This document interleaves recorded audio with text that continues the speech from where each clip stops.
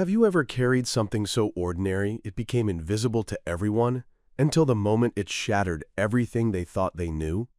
That's what happened when a quiet young woman was ordered to take off her dog tags during a routine inspection, only for those around her to freeze, stunned by a name they never expected to see again.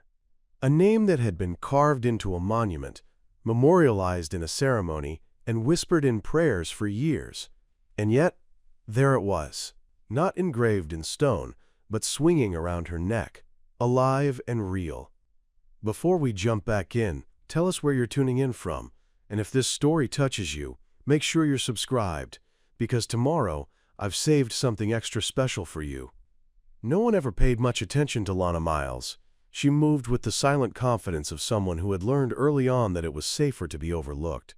In the dusty morning drills and the harsh afternoon sun of Fort Anders, she was always the one to fall into line first, the one who knew when to speak and when to fade.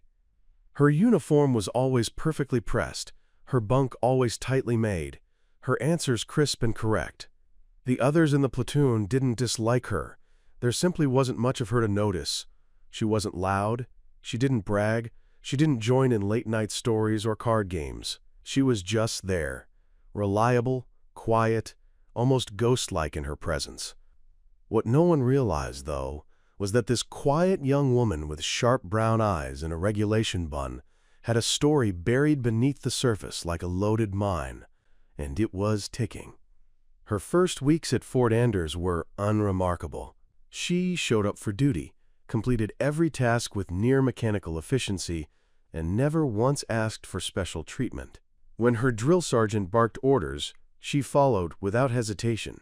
When others complained about the heat, the mud, the fatigue, she remained silent. Lana was a soldier through and through, but even so, there was always something just a little off. Not in her behavior, but in how others responded to her. It began with whispers, not malicious ones, just confusion. A couple of recruits swore they recognized her from somewhere, some military archive photo, or maybe a war documentary, a name they couldn't quite place. But when they asked her directly, Lana would just shrug and say, "Must be someone else." She had the kind of face that could disappear in a crowd, and that seemed to satisfy most. After all, plenty of people looked alike, especially in uniform. Her dog tags, though, told a different story. She never took them off, not even in the showers. She wore them tucked neatly inside her undershirt, a constant clink of metal muffled beneath fabric. No one thought much of it at first. Plenty of soldiers felt sentimental about their tags.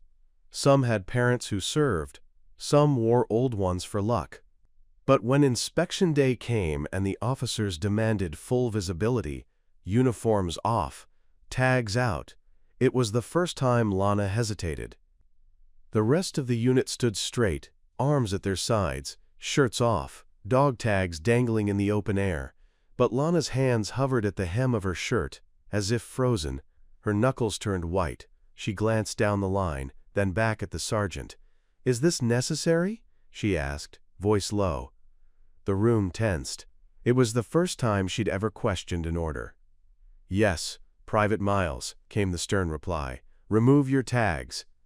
What followed wasn't loud. It wasn't dramatic. It was a moment of near silence, metal clinking as the chain slid out from beneath her shirt, a whisper of breath caught in someone's throat. Because when the tags came into view, the sergeant stopped speaking mid-sentence. His face, already stern from years of authority, paled, visibly. He reached forward without thinking, took the tags into his hand, and read the name etched into the silver. And then, like a ripple of shockwaves, the room changed. Others leaned forward, trying to get a better look. Murmurs passed down the line like static in a storm. "No way," someone whispered. "It can't be." Another dropped their gaze to the ground as if afraid to meet her eyes. Even the officers looked rattled, staring between the tags and the woman who wore them. Because the name wasn't Lana Miles, not really. The tags read, Captain Evangeline Roark. It was a name that carried weight. A name etched into the granite memorial at the National Military Cemetery. a name attached to commendations, medals, and a closed casket funeral that brought generals to tears and senators to speeches. Captain Rourke had died in service, heroically, they said, lost in a classified mission abroad, declared dead after months of silence and a mountain of redacted documents. Her death had made headlines. Her face had been printed on recruitment posters and memorial programs. But now, there she was, standing in nothing but her fatigues and confusion, tags dangling from her neck, very much alive. In that moment, Lana, no, Evangeline, stared at the frozen sea of faces around her and knew something irreversible had just been set in motion. For years, she had lived in the shadows, carefully avoiding attention, carrying a name no one was supposed to know. But she couldn't hide anymore. Not after this. And as the room held its collective breath, and as the whispers turned into stares, she slowly reached for the tags, tucked them back under her shirt, and stood at attention. She knew the questions would come, she knew the silence was over, and deep down she also knew this was only the beginning. Before the name Evangeline Roark stirred confusion, suspicion, and buried secrets at Fort Anders, she had lived quietly in the farthest reaches of Wyoming, under the identity of Lana Miles. Her days there were slow, marked by the crunch of gravel beneath her boots and the scent of pine clinging to the wind. In that secluded cabin surrounded by towering trees and icy streams, Lana moved like a woman at peace, but also like one hiding from something too large to confront directly. She kept to a schedule most wouldn't find remarkable. Up before dawn, run 5 miles through the woods, chop firewood, log water usage, track supplies, read, always military history, tactical manuals, or biographies of people who had once made decisions that altered the course of nations. Her evenings were quiet, accompanied by a single candle and a notebook filled with personal codes only she could understand. Neighbors, few and far between, knew little of her, except that she paid in cash and seemed to prefer solitude. The postman once commented that she had the posture of a Marine and the eyes of someone who'd survived something others wouldn't have. But Lana, Evangeline, had once been a star. Years ago, in another lifetime, she had walked through the halls of Joint Base Crystal Ridge as Captain Roark, one of the youngest officers to ever lead a covert recon unit under Operation Halberd. Her career had been meteoric. She wasn't flashy or boastful, but her instincts were undeniable. Commanding officers referred to her as the Ghost, not just for her ability to navigate undetected, but for the quiet, deliberate way she handled pressure. In briefings, she rarely spoke first, but when she did, everyone listened. Her mind was a map of contingency plans and tactical flowcharts, each one threaded with the coolness of someone who had no margin for error. She didn't believe in luck, only preparation and timing. Her unit was small but elite. She led men and women older than her, some skeptical at first, but all eventually earned by her unwavering integrity and fearlessness. When shots rang out, Roark didn't hesitate. When plans fell apart, she rebuilt them mid-stride. Her leadership was the kind that didn't need to scream. It was steady, rooted, born of something deeper than ambition, perhaps a belief that she was meant to protect others from what she'd seen growing up: chaos, injustice, and the slow erosion of dignity in places no one wrote stories about. And then came the mission. Officially, it was labeled HALB 47. Unofficially, those who knew called it the Vanish. Deep in disputed territory, her unit was sent in under blackout conditions to extract a diplomat's family caught between hostile forces. What was supposed to be a 72-hour operation became a blood-soaked tangle of betrayal, lost coordinates, and radio silence. The world would later be told it was an ambush. Roark's body was never recovered, but dog tags, torn fabric, and a patch soaked in blood were enough for a government eager to close the file and offer closure to grieving families. There was a memorial, a folded flag, and the kind of funeral that left more questions than comfort. But Evangeline hadn't died. Somehow, through means only a few ever dared ask about, she had survived. Crawled her way across unknown miles, betrayed by someone inside the chain of command, and watched from the shadows as her identity was buried in a ceremonial box. She tried, briefly, to return, but the first time she approached a contact, someone she trusted implicitly, she realized her name had become a liability.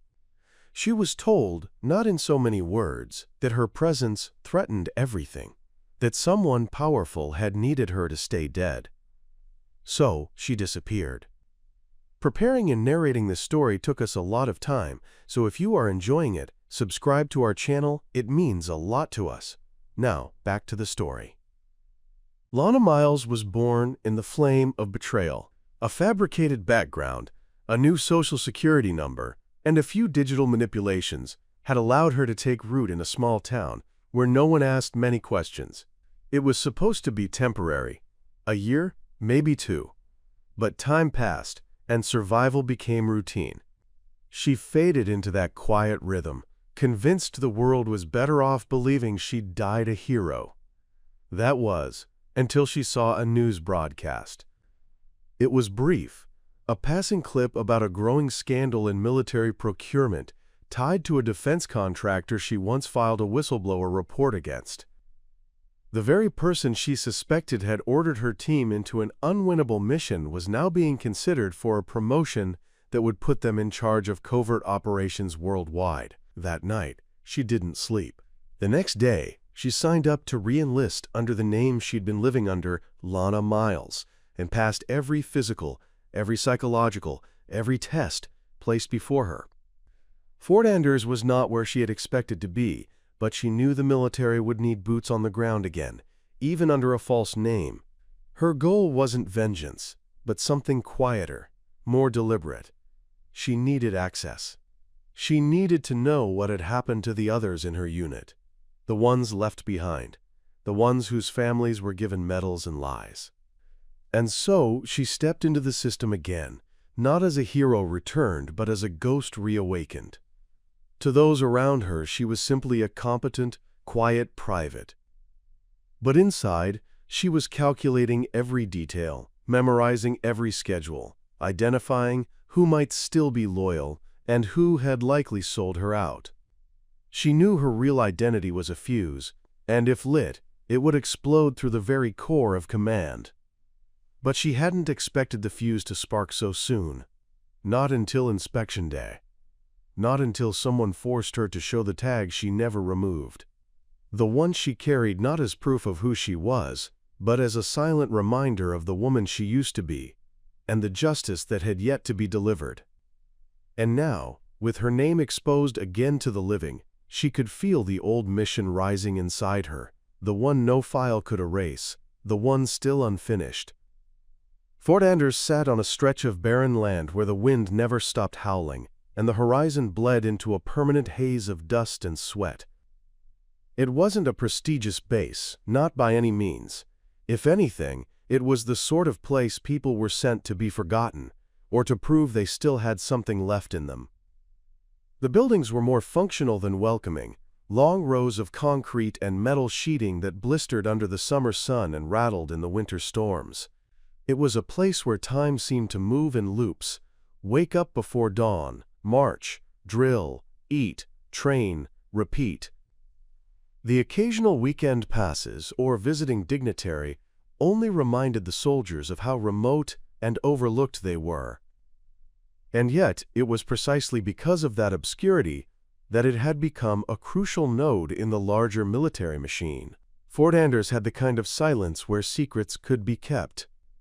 From the outside, it looked like a typical base. Guard towers, perimeter fencing with motion sensors, barracks with peeling paint and perpetually humming generators. The motor pool to the north was always lined with vehicles waiting for parts, their hoods propped up like soldiers in mourning. To the south was the obstacle course, brutal in its simplicity, rope climbs, wall scales, mud crawls, and always crowded with recruits, learning just how far they could be pushed. There was no softness here. Even the mess hall was designed to be efficient, not enjoyable. Plastic trays, canned coffee, and the constant scent of grease made it feel like a place where you could survive, but never thrive. But beneath the surface of routine and order, Fort Anders had layers. There was the official training rotation, the list of names and times pinned to the notice boards. Then there was the unofficial one, late-night sessions run by certain officers who were preparing a select few for missions not listed on any report. Lana had noticed them early on, the recruits who were quieter than the rest, more observant, the instructors who lingered just a moment too long near the back offices. There were rooms in the operations building that remained locked no matter what time of day it was. Rooms with security clearance that didn't match the supposed level of importance assigned to this forgotten base. She recognized the signs because she had lived in those rooms before. She had drawn up the rotation schedules, reviewed satellite images at 3 in the morning, and rewritten briefings to hide details from the wrong eyes. That kind of secretive infrastructure didn't exist by accident. It was grown like fungus in dark corners, feeding on silence and misdirection. Her barracks were shared with 11 others, all fresh recruits in the eyes of command. Some were green, barely out of high school. Others were seasoned, quiet veterans restarting after dishonorable discharges or voluntary re-enlistments. Each one had a story they didn't tell, and Fort Anders was where those stories could quietly go to ground. Lana's bunk was near the rear exit, not by request but by chance, or perhaps design. She kept her footlocker locked and her schedule memorized. In the dim hours before dawn, she would rise before reveille, make her bed with precise folds, and jog the perimeter 3 times before most even had their boots on. Not because she wanted to impress anyone, but because repetition, structure, and motion were the only things that still felt real. She had studied Fort Anders' map for weeks, every access point, every restricted zone, every blind spot in the security cameras. It hadn't taken long to notice the patterns, when the gate cameras switched to backup power, when the night watch rotated, when the data servers were rebooted for updates. It was a puzzle, and puzzles kept her grounded. In another life, she had once found a breach in a NATO comms satellite just by noticing how long the LED indicator stayed amber instead of green. Details were where truth lived, and truth was her only weapon now. The people around her were another landscape to map. Sergeant Brinker, a stocky man with a voice like gravel, ran his drills with no tolerance for sloppiness, but he had a softness in his eyes when he thought no one was watching. Corporal Reyes was sharp, probably ex-intelligence, too calm under pressure to be a simple field trainer. Lana suspected she had noticed something was off about her from day one. Then there was Private Collins, a wiry young man from Chicago with too much energy and too little filter. He had latched onto Lana quickly, talking endlessly during downtime about his dreams of becoming a field medic and his crush on a pilot stationed 2 bases over. He never noticed how little Lana said in return, just happy someone was willing to listen. But even in this web of routines, Lana never let her guard drop. Every mirror became a checkpoint, every camera a quiet adversary. She moved like someone playing a role, but doing it so well that even the director believed it was real. And that was the key.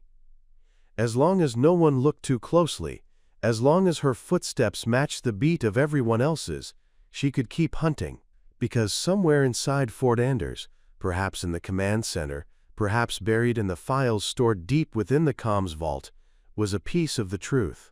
A document, a video feed, a whispered order caught in a call log, something that would tie back to Operation Halberd, something that would explain why a hero had been erased. What she hadn't expected, though, was that Fort Anders itself would begin to change her. The environment was sterile, sure, but inside the crucible of repetition and grit, old instincts began to reignite, not just the soldier in her, but the leader.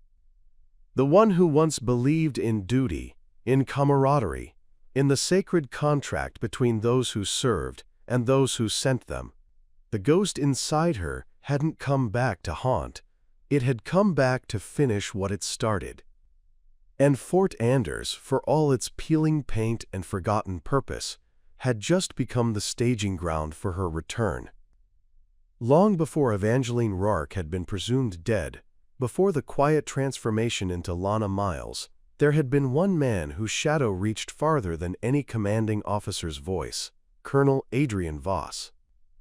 His name didn't appear often in the headlines, and when it did, it was usually tucked into reports filled with vague military language, classified success, ongoing security protocols, or personnel transition. But for those who had served under him, Voss wasn't just a commanding officer. He was a tactician of influence, a man who understood power not as a rank, but as a currency to be spent, brokered, and weaponized. He had risen through the ranks not on the strength of his battlefield heroics, but on his mastery of manipulation, the kind that moved through conference rooms, back-channel phone calls, and black-tie briefings in Washington. Voss had a talent for identifying opportunity in chaos. Whenever a mission went sideways or an operation faced scrutiny, he always emerged one step ahead of the fallout, his uniform immaculate, his reputation somehow burnished rather than tarnished. In the rare moments when he smiled, it never reached his eyes. Evangeline had served under him briefly during the planning phases of Operation Halberd. She had found him arrogant, dismissive of field intelligence, and dangerously overconfident in his own strategic models. He had overridden warnings, altered deployment times, and insisted on a change in the extraction route that ultimately cost lives. Roark had filed objections. She'd backed her concerns with surveillance data, pattern reports, even satellite reconnaissance. But Voss had waved them off like gnats, declaring her overly cautious and emotionally compromised. 2 weeks later, her entire unit walked into a trap, and she was left for dead. Now, standing in Fort Anders under a new name, she learned he was back. Not just back, but positioned as the next Director of Strategic Special Operations. Word had spread through the base like wildfire. Voss was due to visit Fort Anders in a few weeks as part of a quiet inspection tour. To most of the soldiers, it was just another bureaucratic visit. To Lana, it was something else entirely. It was the reopening of a wound that had never fully scarred. She had spotted the early signs of his return long before the announcement. The changes in drill protocols, the sudden hush surrounding certain officers, the rerouting of encrypted transmissions at odd hours, all too familiar. She remembered how he operated. Control the system, create loyalty through fear or favor, and erase anyone who became inconvenient. It wasn't enough for him to succeed. He had to rewrite the narrative, to make himself indispensable. Her death had become part of that narrative. Her removal from the record had sealed his rise. And now he was coming back to tie up any loose ends. Lana's position at Fort Anders was suddenly more precarious than ever. Her exposure during inspection day had already lit a slow-burning fuse. But if Voss recognized her, if he saw through the name change and the carefully altered records, it wouldn't just be her life at stake. Anyone who knew her, even accidentally, could become collateral damage in a cleanup operation designed to silence history. Still, she couldn't afford to run, not now. She began watching more closely, tracking those who seemed to be aligning themselves with Voss's incoming presence. One of them was Lieutenant Caleb Harlan, a newly transferred officer with a jawline carved from stone and eyes too cold to be trusted. He claimed to have worked in logistics, but carried himself like someone who had seen the inside of interrogation rooms. His questions during drills were always just a little too specific, especially when aimed at Lana. Where she was from, what deployments she'd done before Anders, why her file had so many blank spaces. He smiled too often, but never for the right reasons. She didn't doubt he was one of Voss's men, a quiet scout sent ahead to evaluate the base for loyalty and weakness. Another was Major Daria Lyle, head of operations, who had recently shifted from being indifferent to Lana's presence to openly skeptical. Her body language had changed. Arms crossed more often, narrowed eyes during debriefings. Lana knew the signs of someone preparing to interrogate, even informally. She could sense Lyle's instincts sharpening, pulling at threads she hadn't even meant to leave exposed. And then there were the files. One night, during maintenance detail in the comms center, Lana managed to access a restricted terminal for 93 seconds, just enough to download fragments of data onto a small, encrypted drive sewn into her boot lining. She hadn't been able to decrypt all of it yet, but the file names were telling, quote, HALB_recap_A7, SCP_reassessment, and most chilling of all, Rourke_ALT_status. That file was locked behind a triple key encryption, only accessible by Voss or those in his direct inner circle. The fact that her name was even listed in current activity logs after her declared death meant one thing: she was still being tracked. He knew. Whether he knew she was alive or simply suspected it didn't matter. Her presence at Fort Anders was no longer just a ghost in the machine. It was a threat, one that Voss would deal with, quietly and efficiently, the moment she made a wrong move. But Lana wasn't there to make mistakes. She was there to bring light into the dark, to expose the truth about HALB-47, about the real cost of Voss's decisions, about the soldiers who had died for his ambition and the silence that had followed. She wasn't interested in revenge, not in the theatrical sense.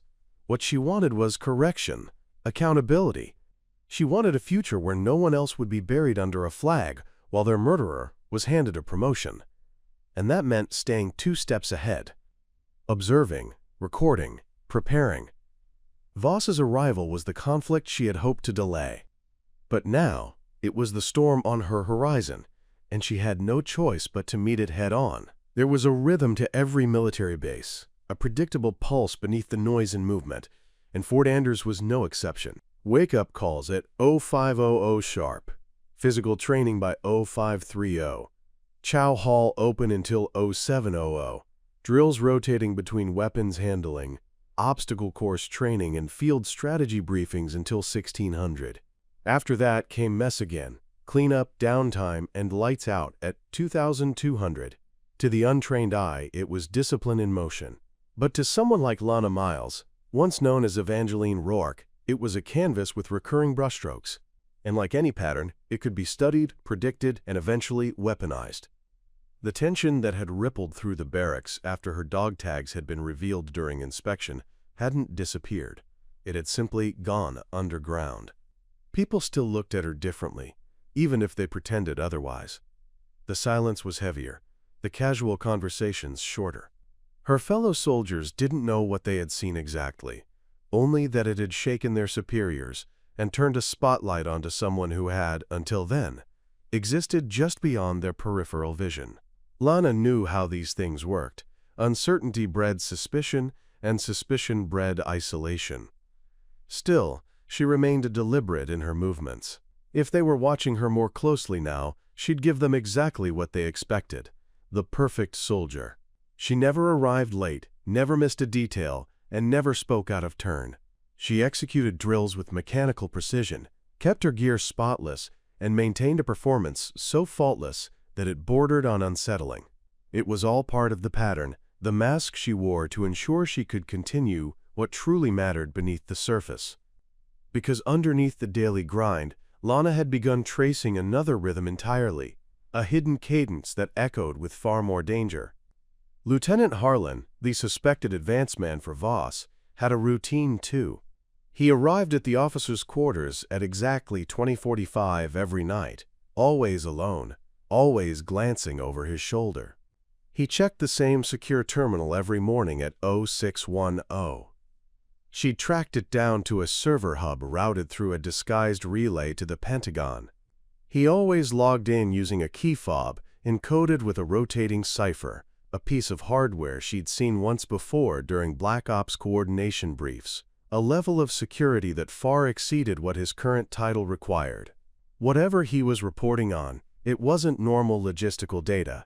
She was certain he was feeding updates directly to Voss's office. Major Lyle's pattern was more subtle but equally telling.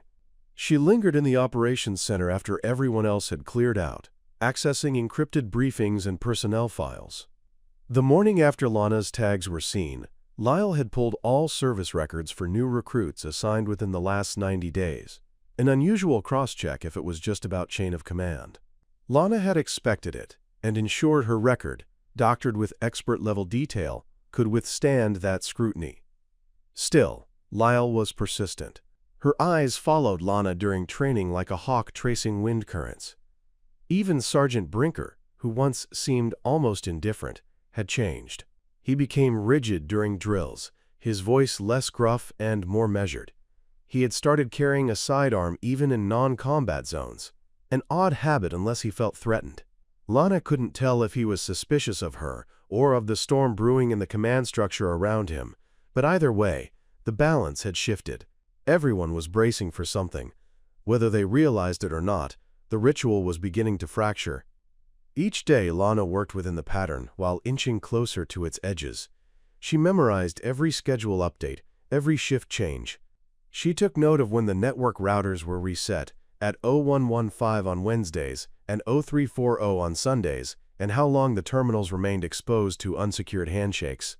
She mapped out blind spots in the security cameras that lined the walkways between the barracks and the administration buildings. She paid attention to which doors required retina scans and which still relied on legacy keycards. In her previous life, these things had been second nature. Now they were the building blocks of something larger.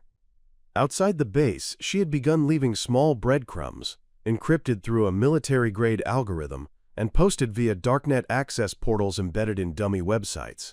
Messages meant not for any random receiver, but for someone who had once owed her a favor.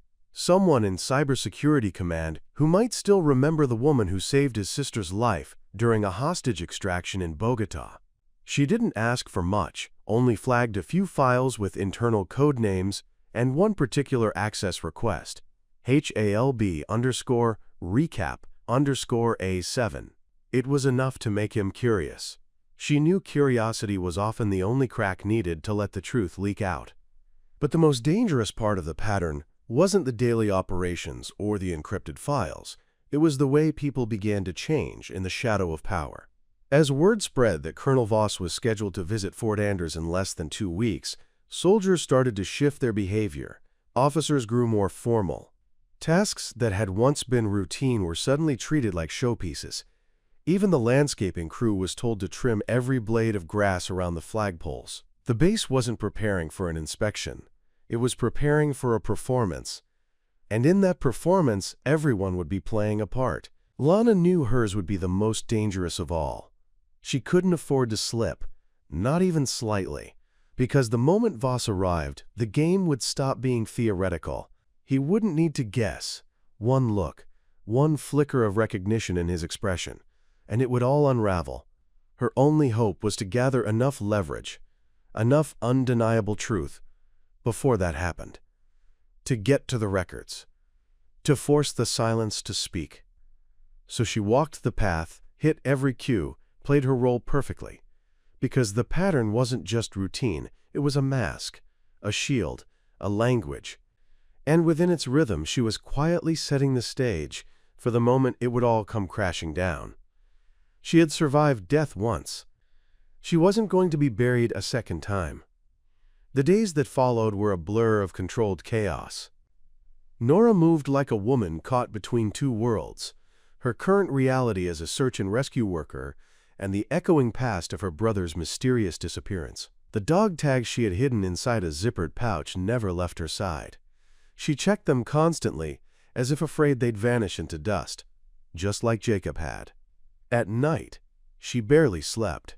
The barracks echoed with the whispers of men and women resting after shifts, but her mind raced with what-ifs. She kept replaying the exact moment she found the tags. The glint of metal beneath the charred earth. The unmistakable weight of something that once hung from a life.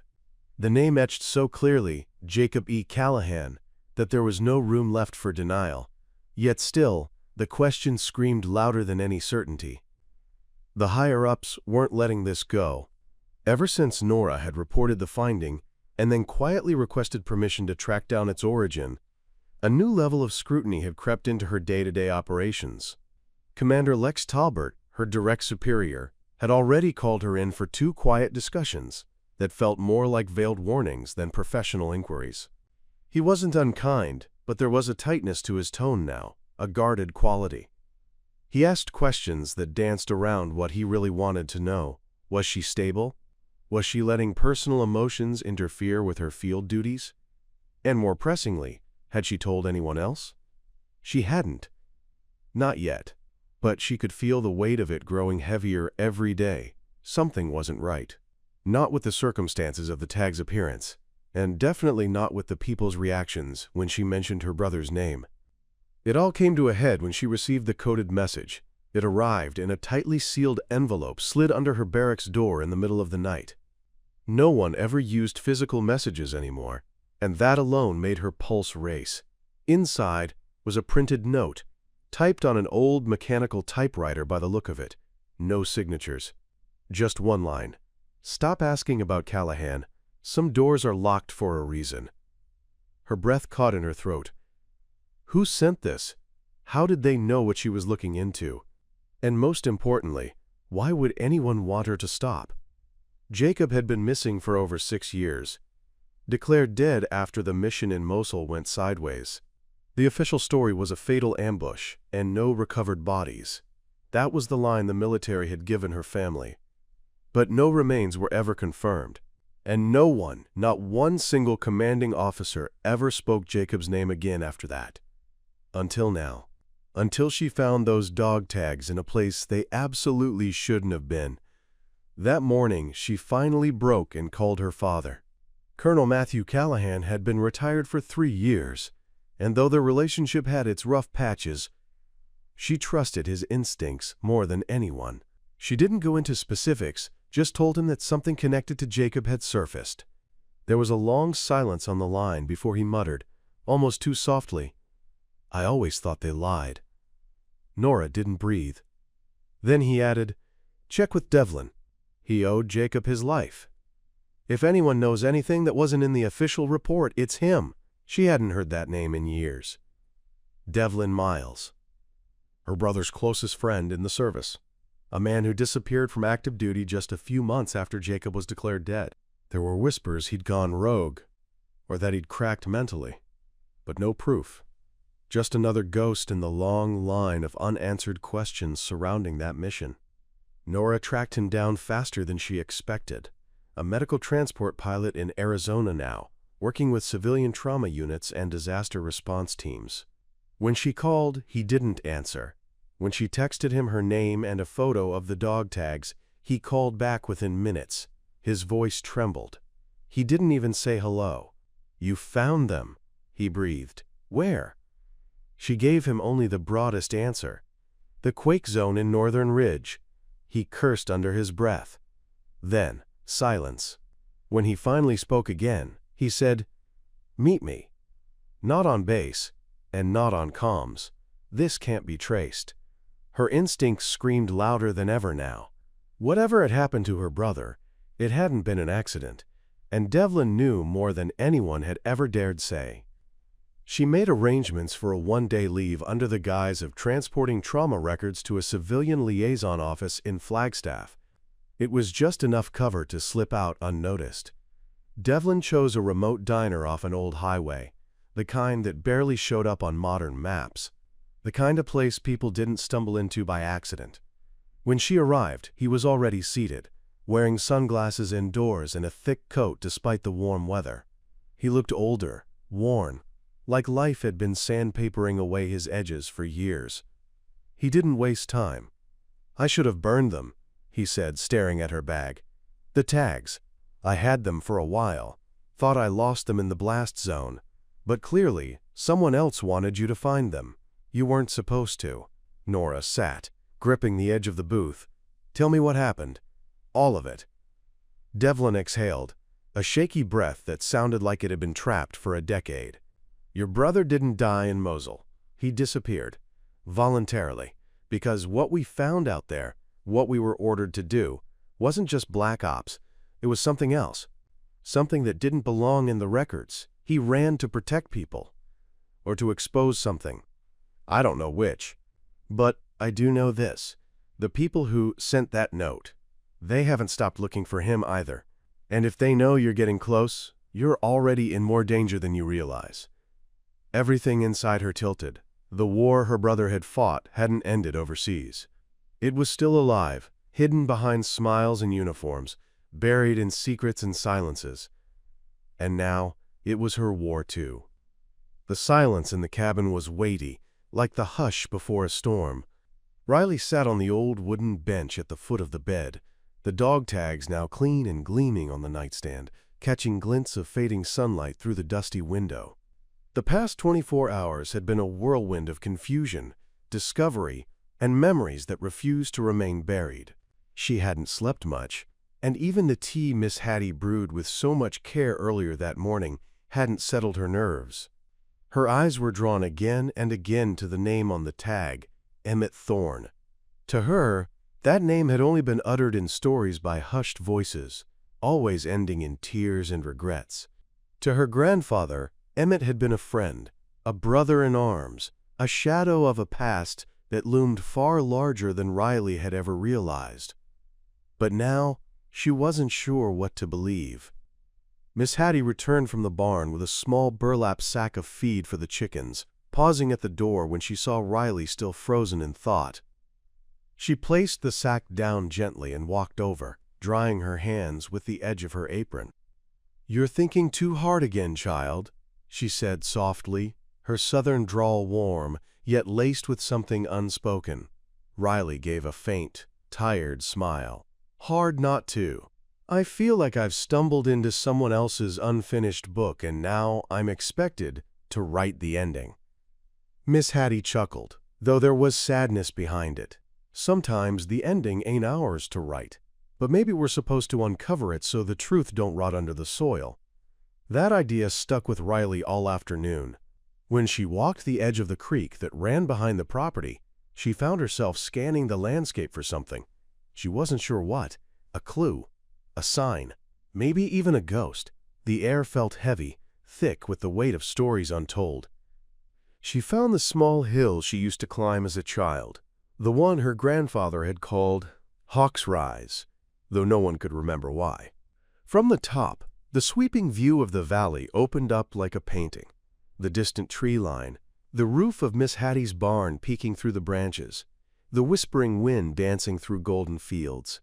It was peaceful, yes, but it was also haunting. Beneath the beauty, there were questions, and Riley was determined to dig until she found their answers. Back in town, the old records office was rarely visited, manned by a single clerk who seemed more interested in crossword puzzles than archival work. Riley showed him the name on the tag, Emmett Thorne, and he squinted at it like it was an artifact. "Haven't heard that name in years," he muttered. "Some say he died in the '82 fire, others claim he went off the grid. Ain't no clear answer." He pulled a tattered folder from the cabinet labeled TH, flipping through yellowed pages until he found something. "Here. Last known address. A trailer out past Maple Hollow. But this is decades old." Riley felt a surge of something. Anticipation, maybe even fear. "Can I have a copy of this?" The man nodded, moving at a glacial pace toward the copier. Maple Hollow was more of a rumor than a place these days. She remembered passing it once when she was younger, her grandfather tightening his grip on the wheel and muttering under his breath when they drove past. That alone gave Riley reason to believe it was more important than most remembered. With the copied page in hand and her car gassed up, she drove out late that afternoon, the sun dipping low as her tires crunched over gravel roads. The hollow was overgrown now, nature reclaiming everything it could, but then she saw it, an old trailer, rusted and leaning like a forgotten relic. The windows were broken, the door barely hanging on, but there was something else too, an American flag, tattered but still hanging from a bent pole beside the porch. Inside, the smell was musty but not rotten. Riley stepped carefully through the narrow space, scanning the walls for signs of life. There were photos, cracked frames and faded faces. One in particular caught her breath. A group of soldiers, one of whom bore an eerie resemblance to her grandfather, and another she didn't recognize at all, but who looked almost identical to her in the eyes. Male, younger, with a strong jaw and a solemn gaze. She pulled it closer, heart racing. The back of the photo was marked simply, Camp Norwin, 78, me and J.T. J.T. John Thorne, her grandfather. Me, Emmett? She turned slowly, eyeing the nearby drawers. Inside were journals, most of them water-damaged or illegible, but one, wrapped in a plastic bag, was miraculously preserved. She opened it, the first page labeled with precise, military handwriting. If you're reading this, then I'm finally not running anymore. For the next hour, Riley sat on the floor of that dilapidated trailer, devouring page after page. Emmett Thorne hadn't died. He had survived something dark, an ambush in the mountains, a betrayal, a scandal buried by higher-ups who needed a scapegoat. He had been declared dead, not for lack of a body, but because it was convenient. He had disappeared not by choice, but by necessity.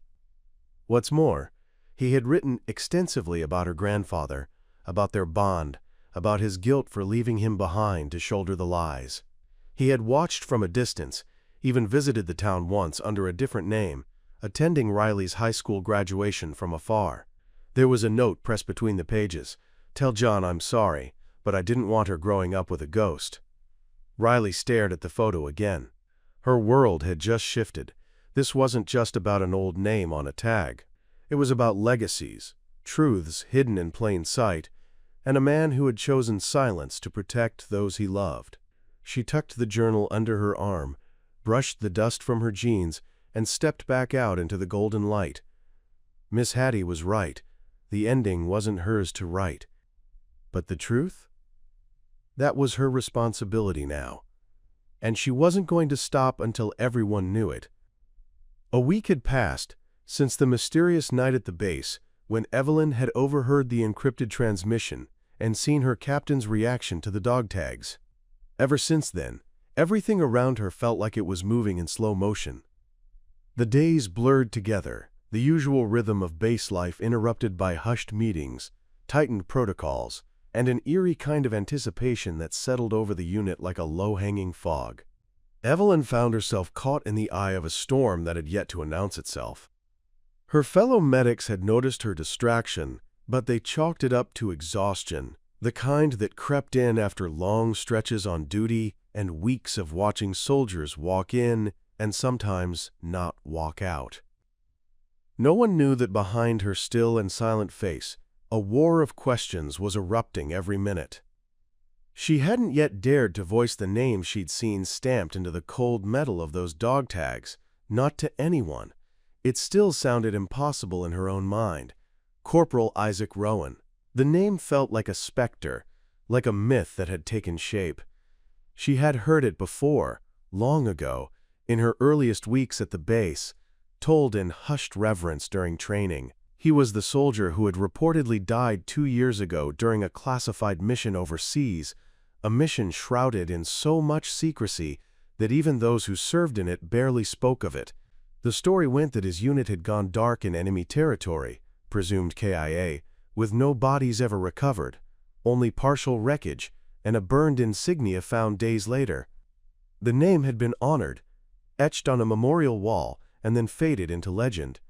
And now, that same name had been etched on a pair of tags attached to a wounded, unidentified man, found in an abandoned tunnel system on the edge of a no-man's land zone.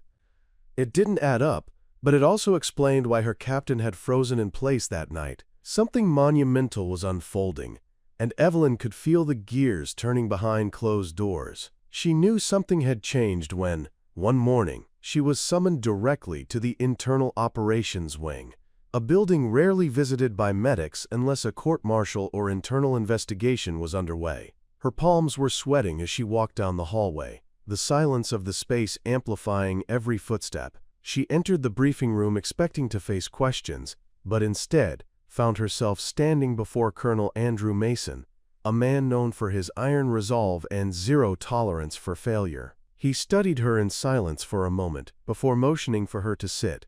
The colonel began slowly, explaining that she had been placed under observation, not for misconduct, but for proximity to a situation of interest to national intelligence. Evelyn's heart pounded. They knew she'd seen the tags. They knew she had heard something that night. But instead of being reprimanded or dismissed, she was being asked to cooperate. The colonel leaned forward and explained that the man brought in, the one found in the tunnel, had begun to regain partial consciousness. He wasn't speaking yet, but he was responding to voices, sounds, and light. And more importantly, he seemed to react most to one specific voice, Evelyn's. She had been recorded speaking during her early treatments of him, and it triggered higher levels of neurological activity. They wanted her to continue speaking to him, to try and help bring him back to full consciousness. Evelyn was stunned. She wasn't a psychologist or a neural recovery specialist. She was a medic. But the colonel explained that her voice had established a connection, even if they didn't fully understand why. Perhaps it was familiarity. Perhaps it was luck. Or perhaps it was fate. Without hesitation, Evelyn agreed. That afternoon, she was escorted through a part of the base she had never entered before, a level hidden beneath the infirmary, where security personnel and black ops files were stored. The corridors were dimly lit and flanked by metal-reinforced doors with no labels. She was led into a sterile room where the man she had helped save was now strapped to a medical bed, surrounded by biometric monitors, IVs, and camera feeds. He looked stronger, less pale than the first time she had seen him, though his face remained partially obscured by healing wounds and a protective oxygen shield. She sat down next to him and began to speak, softly at first, introducing herself as she had during the night he was found. She told him stories, some real, some invented, about life on the base, the food in the mess hall, the stray cat that always snuck into the munitions tent. Hours passed. On the third day of this routine, something happened. Evelyn had been recounting a funny memory of a drill sergeant falling into a ditch during a training exercise when she noticed the man's eyelids twitch. His fingers flexed. And then, like a whisper cutting through the air, a single word passed his cracked lips. Reynolds. Evelyn froze. It wasn't her name. But it was someone's. She repeated it gently. Reynolds. Who is Reynolds? His breathing changed. Monitors beeped faster. The medical staff behind the glass scrambled into action, adjusting equipment, noting the spike in awareness. Over the next hour, the man murmured 3 more words. Not dead. Still watching. Those words sent chills down Evelyn's spine. She couldn't shake the feeling that they weren't just random phrases, but warnings. She left the chamber that day with more questions than answers. But one thing had changed permanently. The man with the name that everyone thought was dead was alive. And his story wasn't just hidden. It had been buried. As dawn broke over the horizon, the morning sun filtered softly through the tall pines that lined the northern boundary of the Thornridge Veterans Cemetery, casting long, golden shadows across the dewy grass. Callie stood alone beside a small marble headstone, her breath curling in the crisp air. The name etched into the stone didn't belong there. Not because it was wrong, but because it was a name never meant to be buried under granite. Nathaniel Crestwell. The name that had vanished from military databases, scrubbed from active duty records, presumed dead, in a mission, gone horribly wrong. And yet, the man had somehow walked into her clinic, wounded, silent, and now locked in a military hospital under strict guard.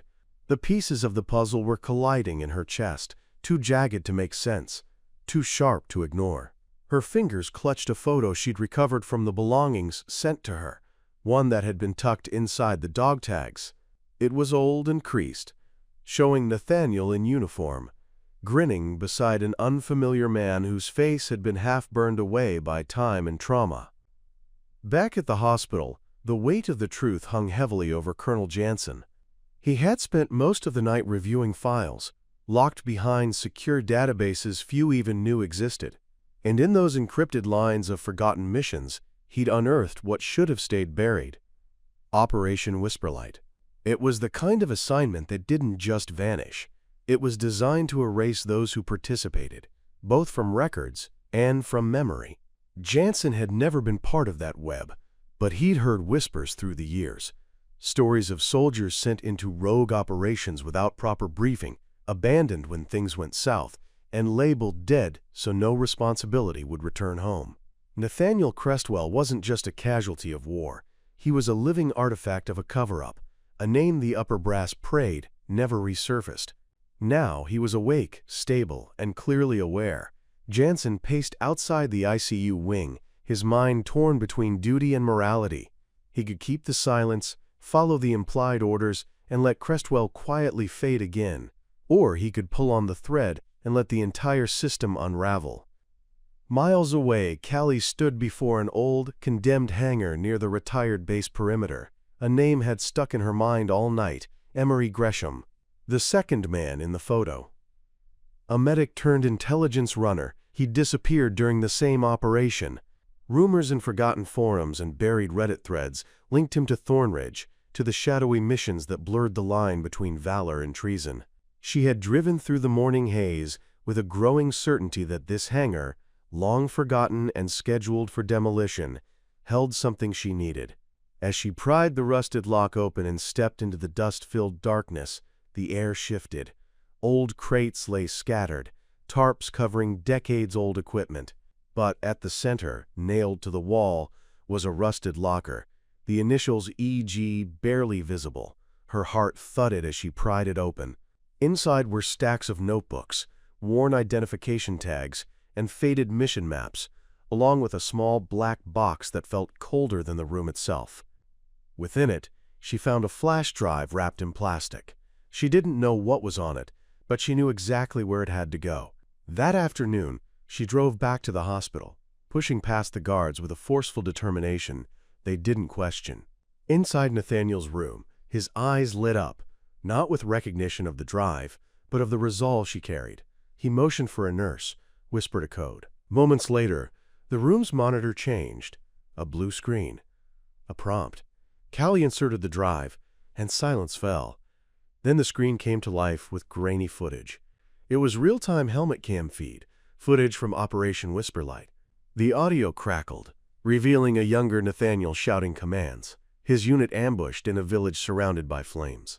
But then came the part Jansen had dreaded, a voice over the comms ordering the team to hold position for extraction. Then, moments later, a second, contradicting command told air support to abort, labeling the mission compromised. They had been abandoned, left to die. And then, the kicker, a live feed from a drone, time-stamped hours later, showing survivors waving for rescue as an official on the line, said, "Negative, they're ghosts now." Hudge. The room fell dead silent. Jansen, who had arrived moments earlier, stood frozen, the weight of his own uniform pressing against his spine like 100 bricks. Nathaniel's gaze didn't waver. He looked straight into Jansen's eyes, not accusing, not pleading, just waiting. For once, someone had seen. The truth was on record. The lies had expired. Callie broke the silence with one phrase, her voice calm but resonating like a bell. They erased them. And then, softer, "But he came back." No one spoke after that. There was no protocol for this, no manual for undoing a falsified death and uncovering a betrayal buried under medals and ceremony. Nathaniel wasn't dead. He had survived not just a failed mission, but the death of his own name. And now, with every beat of his heart, the truth began to ripple outward, quiet but impossible to ignore. Outside, as the sun dipped below the horizon, casting the hospital in long amber shadows, Callie stood once more with the dog tags in her palm.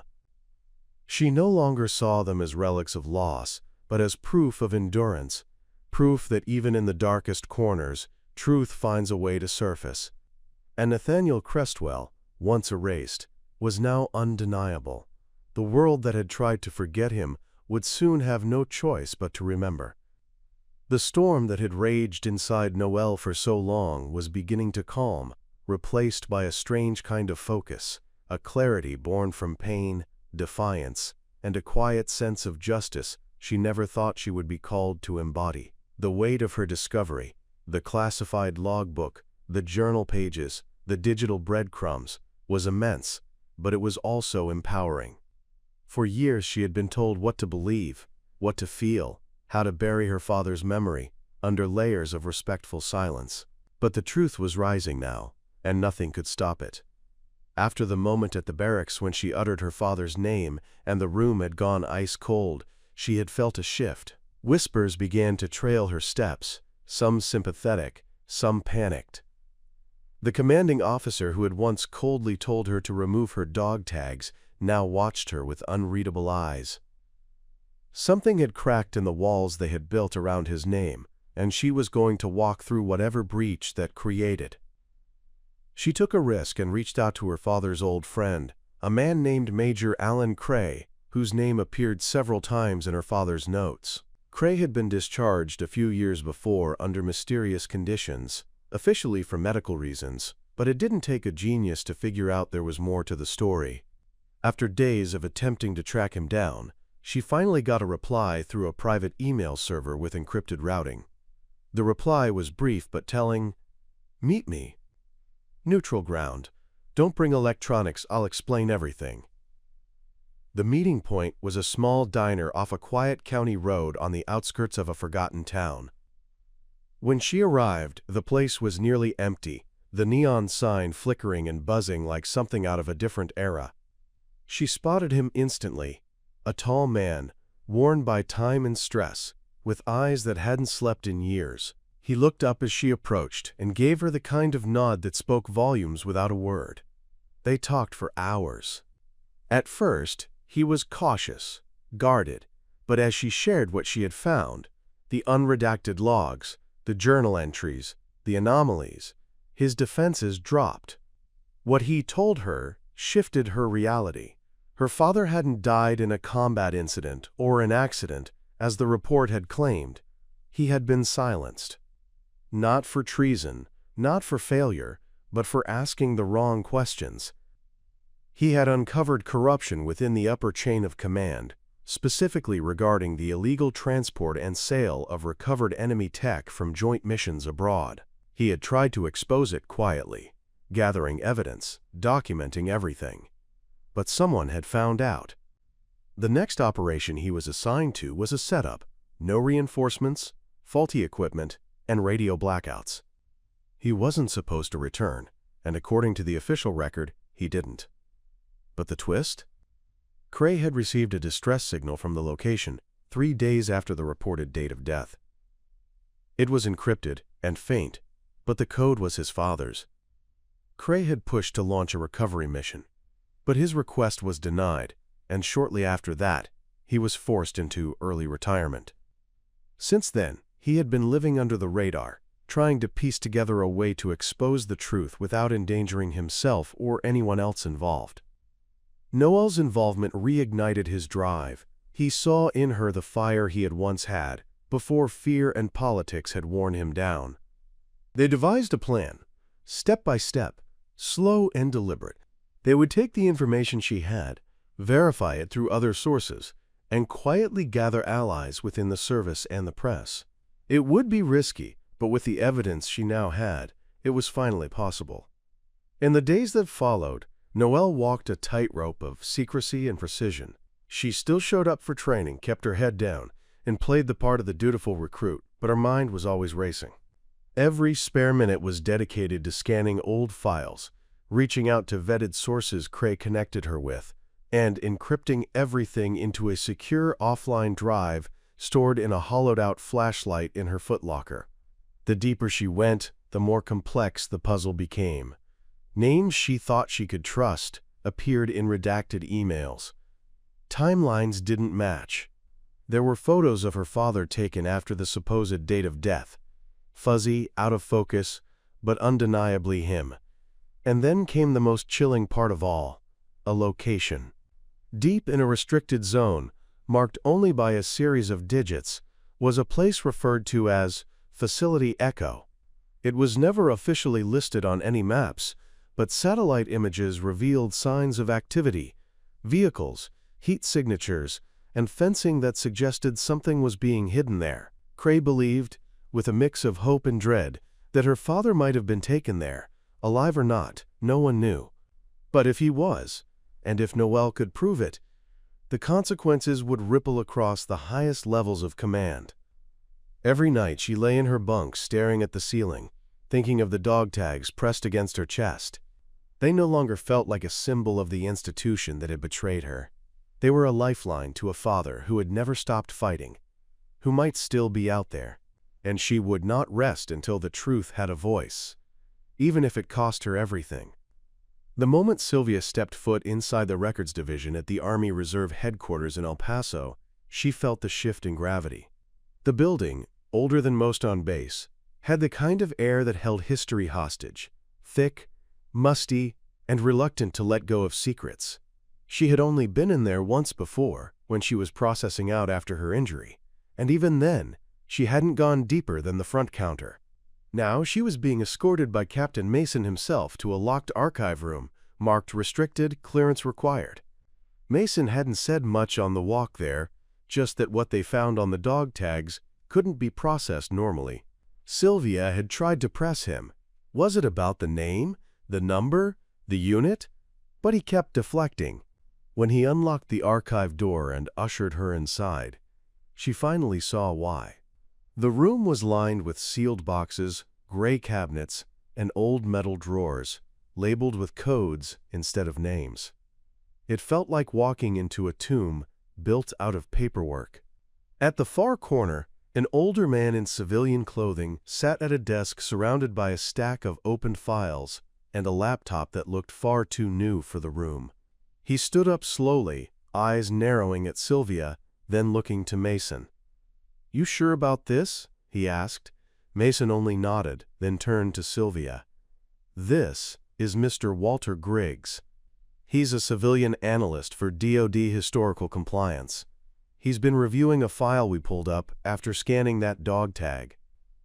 Sylvia, both nerves and curiosity spiking, stepped closer. Griggs pulled out a folder marked Deceased Personnel, Case number 149237B, Reyes Marcus D.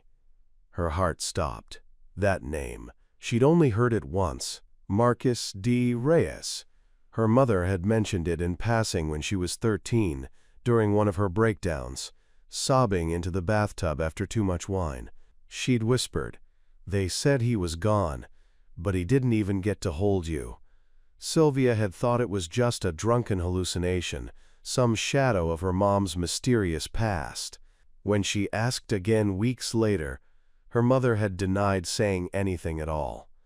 Now, staring at that file, the world tilted. Griggs gestured for her to sit and began flipping through the pages.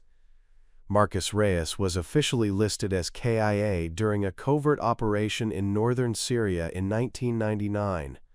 His body was never recovered, but remains were presumed due to on-site evidence. DNA inconclusive. His dog tags were listed as missing until last week, when one turned up around the neck of a detainee in eastern Ukraine. Sylvia blinked, trying to process that. Eastern Ukraine? Why would someone there have his tag, she asked. Griggs sighed and turned the folder toward her, revealing a grainy black and white photo of a soldier in fatigues with dark skin, a square jaw, and a faint scar across his cheek. "Because we think he might not have died after all," he said quietly, "and worse, he may have been taken." Sylvia stared at the image. It looked like every composite sketch of a ghost she'd ever imagined. The resemblance to her was terrifying. Griggs explained that during the operation, Marcus had been part of a classified mission tied to a joint NATO initiative. It had gone sideways when their extraction chopper was downed by RPG fire. 3 soldiers were recovered. 2 were confirmed KIA. Marcus was listed as the 3rd, presumed dead. But several weeks later, satellite intel had picked up a figure matching his profile in a border village. The data was scrubbed, the photo sealed, the mission never publicly acknowledged. And then, silence. Griggs continued, saying that years later, intelligence reports surfaced out of Belarus and Ukraine about a mysterious foreigner training local militias. No records, no identity, but always wearing American boots, always disappearing before being caught. They believed Marcus had either defected or been coerced into serving under duress, possibly due to trauma, isolation, or blackmail. Sylvia's hands trembled as she read a redacted portion. Subject believed to have fathered one child prior to deployment. Name unknown. Guardian listed as Evelyn M. Calhoun, her mother. It all slammed together, the unspoken secrets, the distrust of military officials, the constant paranoia. Her mother hadn't been hiding shame. She'd been protecting her from a classified ghost. Griggs leaned in. The reason the tag matters is because it wasn't just found, it was worn. That means either Marcus is still alive, or someone who knew him well enough is sending a message. Sylvia felt herself go numb. "So what do you want from me?" she asked, barely above a whisper. "Your DNA," Griggs said. "We need to confirm biological relation, and we need to prepare you in case we send a team in." Mason added that Special Operations was already forming a task force now that the identity breach was confirmed. The detainee who carried the tag had been killed in custody, poisoned within 24 hours of being taken in. Someone was trying to erase evidence. Sylvia stood up slowly, heart racing. She wasn't sure what to feel. Fear, awe, anger, betrayal. All she knew was that a name from her mother's past was no longer a ghost story. It was a door, cracked open, with light flooding through. For the first time, she understood that her mission wasn't just to serve in uniform. It was to reclaim the pieces of a legacy stolen before she was even born. And now, the truth had her name on it. It was nearly dusk when the old farmhouse came into view, its silhouette casting long shadows across the wild grass that lined the dirt road. Elise had only been here once before, back when she was 19, and grieving a brother she believed had vanished into the void of war. The memory was hazy, distorted by time and grief, but the place itself remained much the same. Quiet, isolated, yet brimming with stories buried deep in its soil. As they stepped out of the truck, the air was still, as if the land itself was holding its breath. Cole looked at her, his expression unreadable, and then turned to the front door, weather-worn and scarred like so many things in their lives. Inside, they were greeted by the scent of cedar and dust. It was clear someone had lived here recently, though it had the quiet stillness of a place left alone for days. A fire had long gone out in the hearth, but there were dishes drying by the sink, a pair of muddy boots by the door, and a book left open on the armrest of the couch, its pages fluttering in the faint breeze sneaking in through a cracked window. Elise stepped forward, drawn to the table where a small box sat. She hesitated before lifting the lid. Inside was a collection of old letters, a medal, and a single photo. One of her and James, when they were children, playing in the backyard of their childhood home. Her hand trembled as she picked it up. The edges were frayed, but the image was unmistakable. "He kept this," she whispered. "All these years," Cole nodded, his gaze resting on the medals arranged carefully next to the letters. "He never stopped being your brother, even if the world tried to erase him." They sat for a while in silence, absorbing the atmosphere of the home James had built in the shadow of a new name, a new life. Elise found herself drawn to the stories hinted at in every corner. The stack of well-worn books on the shelf, the fishing rod leaning near the back door, and a calendar with handwritten notes scribbled across dates that marked something meaningful to him. Base, birthdays, anniversaries, even deployment remembrances. It was as though he had never truly left either world. Cole pointed to a framed document above the fireplace. It was a certificate of honorable discharge, but the name wasn't James. It was Anthony Coulson. Elise stepped closer. He really did become someone else, she murmured. Not to run away, but to survive. The sound of a vehicle approaching snapped them both out of their thoughts. They moved to the window, and Elise's heart began to race. A black SUV, unmarked, slowed as it rolled into the gravel path. Out stepped two men in civilian clothing, one tall and broad, the other slightly older with silver hair. They didn't wear uniforms, but their presence had a weight to it, something unmistakable. Cole stood by the door, body tense but calm. Elise clutched the photo to her chest, bracing for another confrontation. But when the men entered, their faces weren't hostile. The older one nodded in recognition, his eyes resting on the photo Elise held. "You must be Elise," he said quietly. "I'm Colonel Merrick. I knew your brother." Her breath caught. "You knew James?" Merrick nodded. "I did, and I know what they did to him."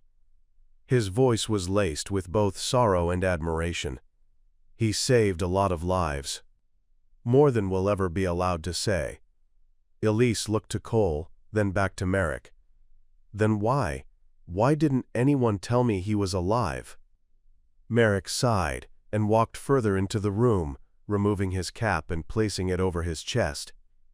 "Because sometimes the truth is buried for what they call national interest. Because a man like James refused to sign away his integrity, and so they erased him from the narrative. We weren't allowed to contact his family. It was part of the deal he struck, to stay alive, to keep doing the work that mattered, but to let go of his old life." Elise felt the weight of every word settle in her chest like stones. "And now?" Merrick looked around the room, taking in the remnants of James's quiet existence. "Now the people who tried to bury him are either retired or gone. What's left is the truth, and you deserve to know it." He reached into his coat and pulled out a sealed envelope. "He left this for you. Told me to give it to you if anything ever happened to him." Her hands trembled as she accepted it. The envelope was thick, aged, and on the front, in James's unmistakable handwriting, were the words, "For Elise, when the silence breaks." She couldn't bring herself to open it just yet. She needed a moment. Needed to absorb everything. The man her brother became, the choices he made, the cost of his silence, and the legacy he quietly guarded. Cole stood beside her, his presence grounding, his warmth. A steady reminder that she was no longer alone in carrying this truth. Merrick placed a hand on her shoulder. "He never stopped loving you, Elise, not for 1 second." As the sun dipped beneath the horizon and shadows began to stretch across the wooden floor, Elise felt something shift inside her. The sorrow remained, but it was no longer wrapped in confusion. It had shape now, form, and a name she would never forget. James. Her brother. A hero hidden in plain sight, now finally seen. The air in the hearing room was so still it might as well have been frozen in glass. Everyone in attendance, officers in uniform, civilians with clasped hands, and veterans leaning heavily on canes, seemed suspended in time, staring at the woman who had caused all this. Sylvia did not shrink from their eyes. She sat upright, her face pale but determined, the edges of her dog tags peeking through the collar of her modest dress, though the tribunal had made it clear that she had no official standing, no rights under military jurisdiction as a civilian contractor. They had begrudgingly agreed to hear her case because of the storm it had stirred, across bases, online forums, and congressional inboxes. The name on the dog tags, Micah Thorne, wasn't just any name. It was the name of a soldier declared dead a decade earlier under suspicious circumstances during a mission that was buried beneath layers of red tape, misdirection, and silence. Yet here was Sylvia, claiming to have found him, alive, or at least not as dead as the Army had claimed. Colonel Redman, chairing the session, cleared his throat, visibly trying to steady his nerves. Across from him, a panel of 5 other officers, each holding thick files, shifted in their seats. "Ms. Baird," he said finally, "we are not here to indulge conspiracies, but the documentation you've submitted and the reactions it's provoked require some explanation. You have 1 hour." Sylvia didn't flinch. She reached down, pulled out a neatly bound dossier from her satchel, and began. She recounted the mission to Marwa Ridge in full. Her team had been contracted by a private humanitarian organization to investigate possible war crimes committed during the occupation of a strategic outpost years earlier. The place had long since been abandoned, written off as irrelevant by most, but something had drawn her there. Specifically, the whispered rumors about a ghost soldier who had been left behind. Her voice didn't waver as she detailed what she and her team had found: a scorched-out compound hidden beneath a collapsed communications bunker, with walls marked in English and coded military phrases only a trained soldier would know. Inside had been makeshift journals, written in Micah Thorne's handwriting, plus radio recordings, and most telling of all, a set of modified dog tags with encoded etchings only a classified special operations unit would have used. Sylvia paused, then slowly took the tags from around her neck and set them on the table in front of her. The sound they made, cold, metallic, final, rang through the room like a verdict. "These were not placed ceremonially," she said, her voice low. "They were worn, recently." A silence followed so deep that even the wall clock ticking above seemed to hesitate. Then Major Huntley, who had previously remained quiet, leaned forward and asked, "Do you understand what you're suggesting? That Micah Thorne did not die in the explosion? That he survived? That he was deliberately erased?" Sylvia nodded. "Yes, and I believe he tried to make it home. Or at least, leave a trail for someone who'd listen." From her folder, she pulled a photo taken in infrared. It showed a handprint on the inside of a concrete wall, aged but human. Scrawled next to it, in barely legible chalk-like markings, were coordinates that led to the bunker. Beneath it, a single phrase: "They lied." Gasps fluttered through the back of the room. One of the officers turned visibly pale. Colonel Redmond looked like he might stand up and call the session to an abrupt end, but instead, he gestured for her to continue. Sylvia then explained how, during the reconstruction of her findings, she had tracked down a former field technician who had been dishonorably discharged under mysterious circumstances following Micah's supposed death. The man, James Ketter, now living under a different name, had reluctantly given her a statement under oath. His testimony confirmed what she feared. Micah had not died in the explosion. He had radioed for extraction twice and had been told to hold his position, but no one ever came. When Sylvia had asked why, Ketter had broken down crying, because he knew something that would have unraveled the whole mission, and someone up top made the call to silence him, or let the desert do it. Colonel Redmond finally stood up. His hand trembled slightly as he removed his glasses and looked across the panel. "We need to go into recess," he announced. "We will reconvene once we have verified these claims." But Sylvia wasn't done. She asked if she could submit one last piece of evidence. When he hesitated, she slid a small flash drive across the table. On it was an audio clip, raw, staticky, but unmistakably the voice of Micah Thorne, recorded days after he had supposedly died. "If anyone finds this," his voice rasped, "tell Sylvia I kept her picture. Tell her I tried. But if you're hearing this, it means they never wanted me back." By the time the room emptied out, no one looked at Sylvia the same way. Outside, the sunlight felt harsh, almost accusing, as if the world itself wasn't sure what to believe anymore. She knew the fight was far from over, but in the silence that followed the tribunal's recess, she allowed herself one moment of fragile hope. The name they'd all tried to forget was alive again. If not the man, then his truth, and she wasn't going to let it be buried a second time. The phone call that came through the secure line at Colonel Reed's office was not one he had expected. It was from General Hastings himself, one of the Pentagon's most private figures, requesting an immediate status update on the developments at Camp Arrowstone. Reed had barely put the receiver down before he called for Emma, whose steady hands and sharper mind had already made her indispensable in the investigation. When she arrived, he didn't waste time on formalities.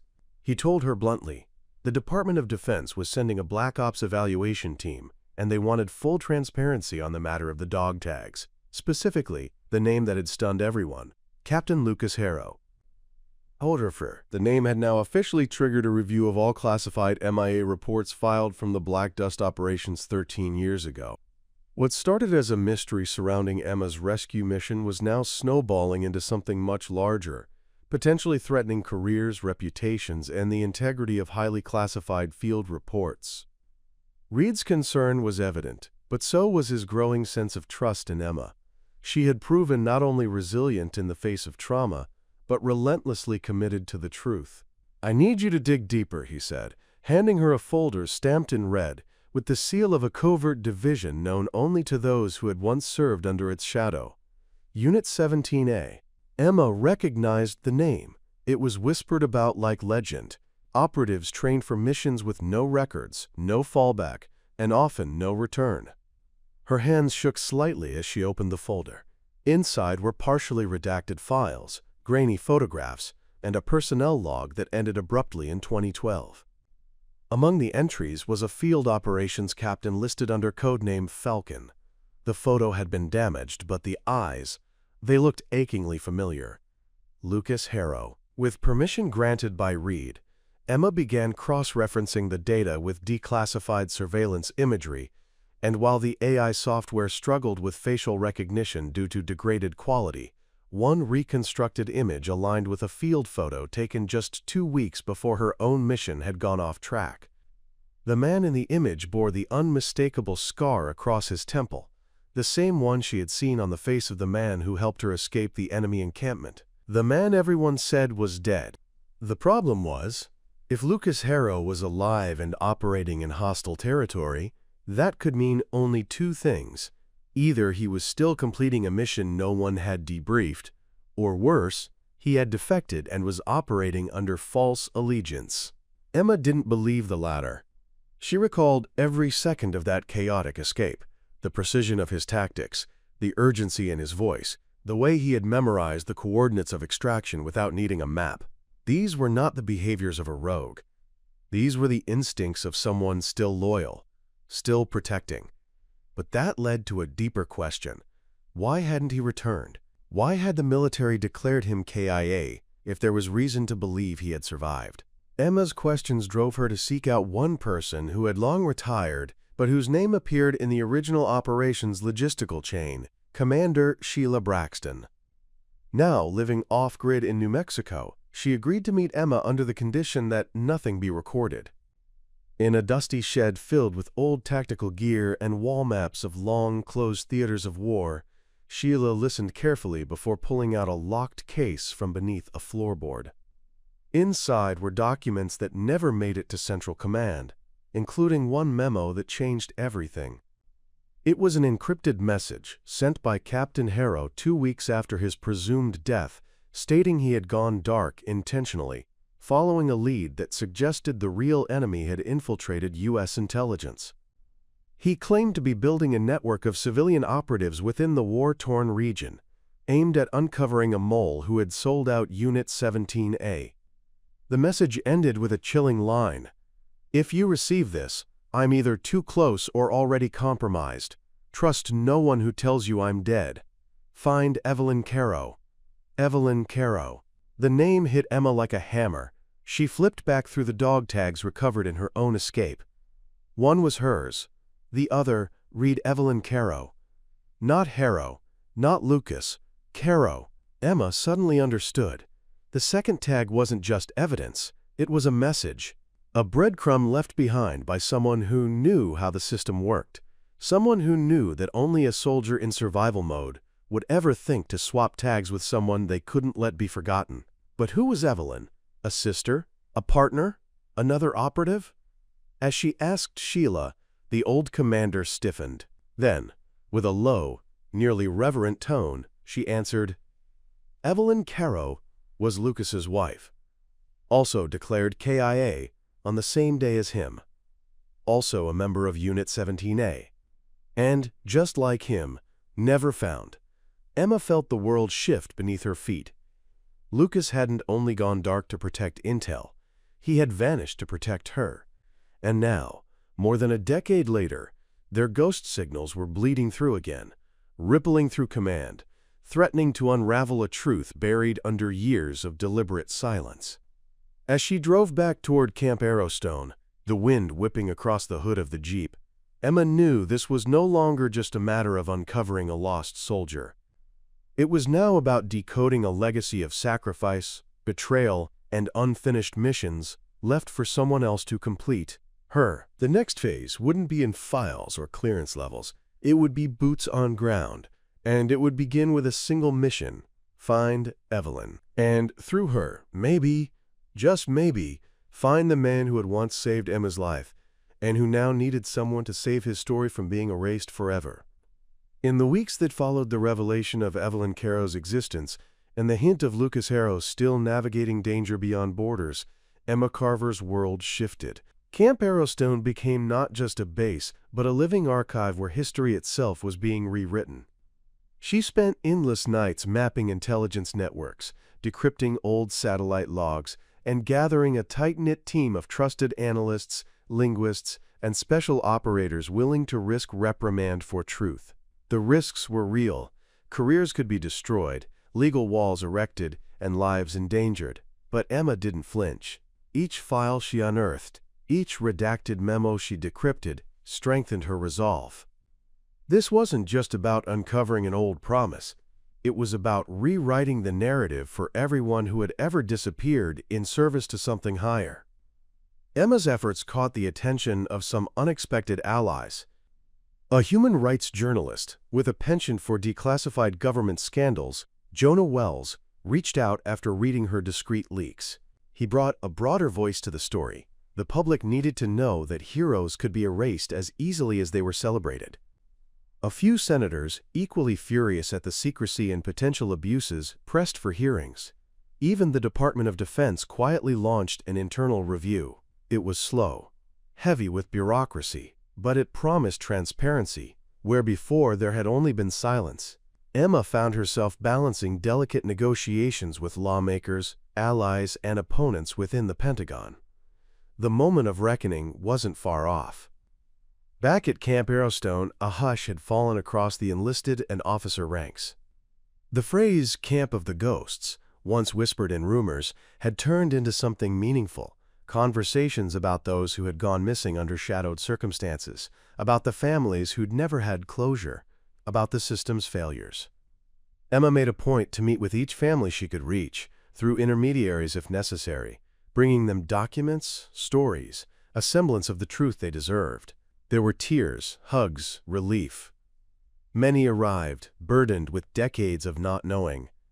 Now some finally had names, files, even telegrams explaining death certificates had been based on assumptions, not certainties. The public impact was seismic. Jonah's reports triggered a cascade of investigations into similar cases.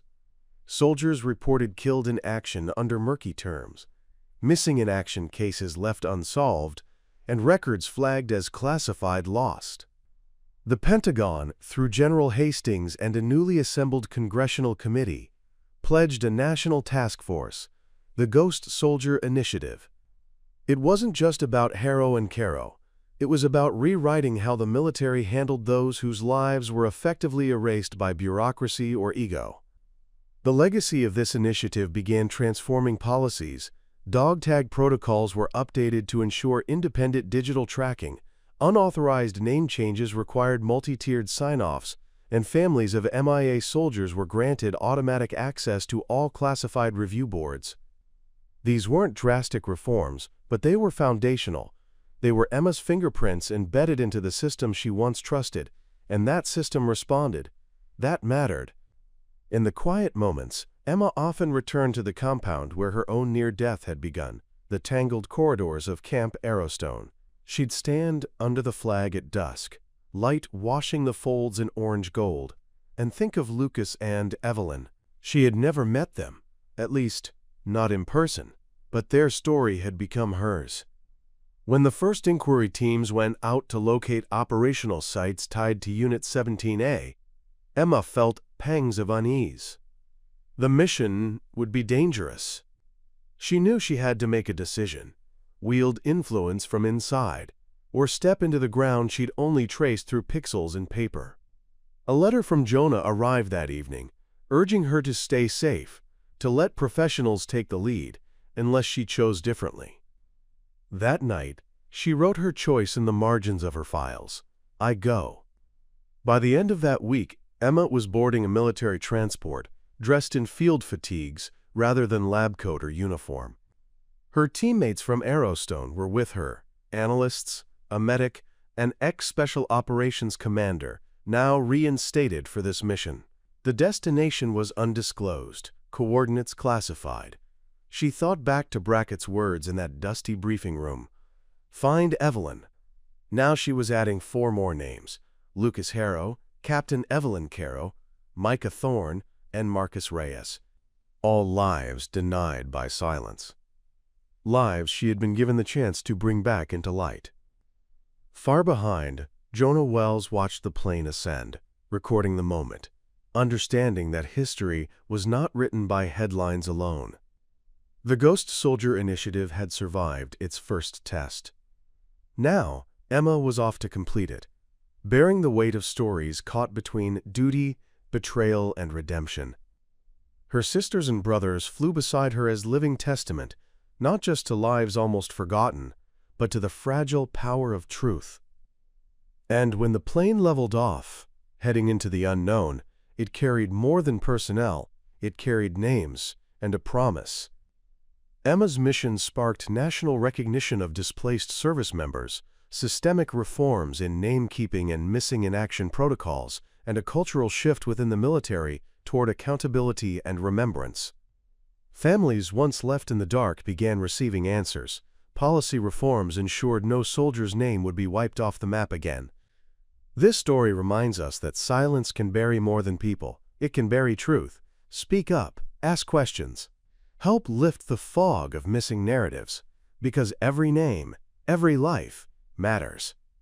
Up next, you've got 2 more standout stories right on your screen. If this one hit the mark, you won't want to pass these up.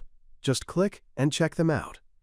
And don't forget to subscribe and turn on the notification bell so you don't miss any upload from us.